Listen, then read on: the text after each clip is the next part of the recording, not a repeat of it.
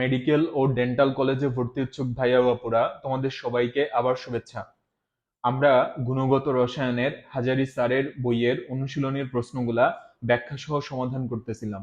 তো আজকের ভিডিওতে আমরা আরো কিছু আহ, অনুশীলনীর প্রশ্ন ব্যাখ্যা সহ সমাধান করব। তো চলো শুরু করি। তো দেখো, ফার্স্টে আমরা যে প্রশ্নটা নিয়ে কথা বলবো সেটা হচ্ছে, পরমাণুর দ্বিতীয় কক্ষপথের একটি ইলেকট্রনের জন্য কৌণিক ভরবেগের মান নির্ণয়ের সমীকরণ কোনটি?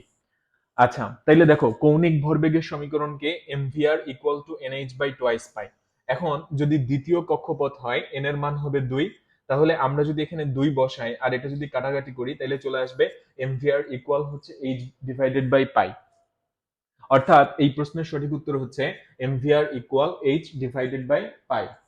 এবার আমরা চলে আসি 59 নম্বর কোশ্চেন। নিচের কোনটির ক্ষেত্রে বোর তত্ত্ব প্রযোজ্য? বোর তত্ত্ব প্রযোজ্য কার ক্ষেত্রে?